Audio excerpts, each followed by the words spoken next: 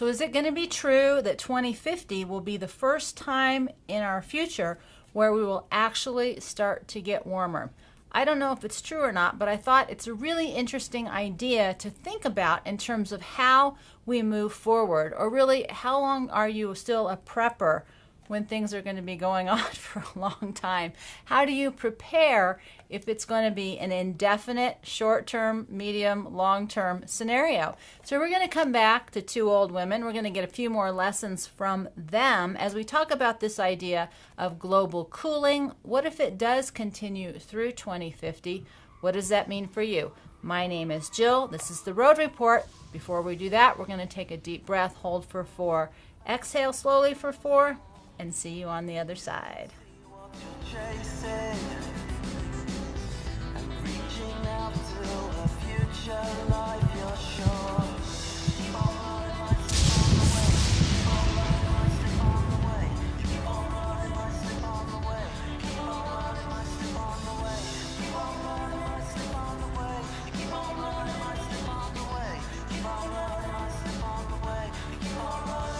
We're trying new visual aids. It seems like a really far away date, but then so did 2012, and we are long past that. So 2050, I went with next year, 2018. That makes 32 years.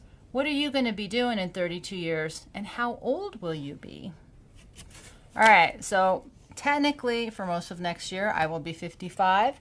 Plus 32 gives me 87. So is it still prepping if you're talking about from now until when you're 87? So whatever your age is, you can insert it here at 32, and that's how old you'll be when theoretically, possibly, we'll be looking at our next actual warming phase, which then it might even be temporary. So nobody knows for sure what's going to happen, but I thought it would be a good way to kind of put into context the reality of our life, because it seems like life is a faraway endeavor. But if you're like me, you'll notice that how fast time is moving, whoosh, and how little seems to get done in that very short then long amount of time. But I wanted to come back to our two little old women, because they're going to teach us a lot about what we can do as we move forward through these next 30 plus years, mentally, emotionally, spiritually, but we're not going to really cover the physically, because that we talked about last time. You got to keep it moving, boys and girls. 2, 3. So there's a lot of lessons in this book, but I wanted to break it out into just 4. So we're going to start with perseverance. And when I started with this story, what I told you about, there's 2 women, 75 and 80, who were abandoned, betrayed, who were betrayed by their tribe in the Alaskan village because it was an exceptionally cold winter, and the tribe could not support them anymore. So they decided to let them go. They didn't kill them, they just left them behind. So these 2 old women had to make a decision. What are we going to do? They decided to keep walking. You'll notice I think the same thing. So what they did is they remembered that they had a place by the stream with a lot of fish. So they decided to try to go back and find that. We don't really know how far away it was, but we do know that it was painful for them to get there. Perseverance. So one of the things they talk about is how much pain they were in every single morning when they woke up, because they weren't used to walking such long distances through such treacherous conditions. This is just a reality, whether it's a survival situation, whether it's a natural disaster, whether it's just things that are uncomfortable in your life. Perseverance is one of those key traits that's really going to take you through.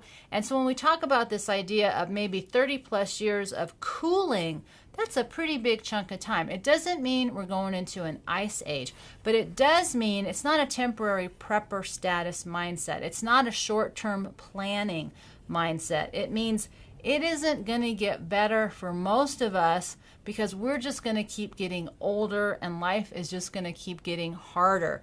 Perseverance is a really important quality. Next is limitations. And I wanted to put this one up here. Someone had asked me in the comments, why did I live with such limitations? And the reality is we all have limitations. Boundaries and limitations are how we define ourselves within the context of this humongous world. And, for these 2 little old women, they had a lot of limitations. They had energy during the day limitations. They had strength limitations. They had severe weather limitations. So limitations aren't bad, and boundaries are actually a good thing because it gives us a framework within to make our decisions.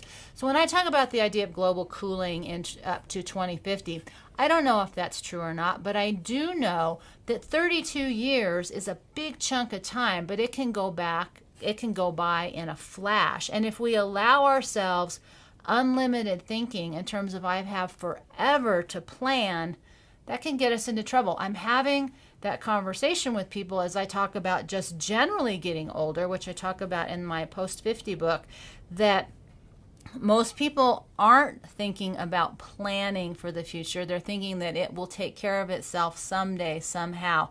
But my message is we got to think about now who we want to be in the future and do the work no matter what our limitations are. The next one is legacy. Now, what's interesting about these two women, I'm not going to give away the whole ending, but what happens for these two women is they leave, but they also have a tremendous amount of knowledge within their both of them.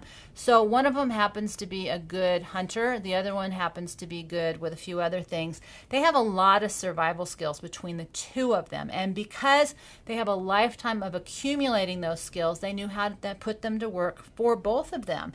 But they didn't just do that. They put away way more food than they actually needed. And you ask yourself, well, why would they do that? Because they're just on their own. But I'm going to tell you in a moment why that worked out to everybody's advantage. The last one is hope.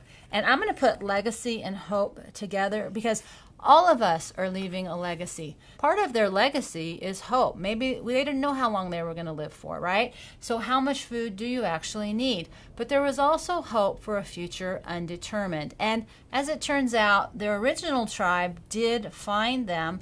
Their extra food actually kept the rest of their tribe alive. I'm not going to tell you the entire ending, but they did not just let everybody back in. It wasn't a happy reunion in which everything was just okay. Sometimes those things happen. Everything just wasn't okay. Again, it is a story, and I think it has much more truth than non-truth if you talk about how people actually are versus the movie fantasy version. And so when I talk about legacy and hope, I think one of the most important things that we can really think about as people who are moving past the middle of our life, which is really in our 40s, not our 50s for most of us, is that we need to start thinking about not just our life, but what is our legacy going to be? And if we don't have a legacy of hope to leave, then really, what's the point to all of this? I thought they gave us a really good idea of who we can be. So when we talk about preparing, it's not just stuff. We can persevere, we can work with our limitations, we can create a legacy of hope. That is my pitch to you. And who really knows what the future is going to hold? I know the last 2 days have been really cold. It sucks, but what are you going to do? So before we say goodbye, I'm going to ask you to take one more deep breath for the road as I hope you will rise with the sun in your eyes, love in your heart, feet firmly on the ground as we walk together on Survival Road, one day at a time. Live free, die wild, my friend, and we'll see you next time.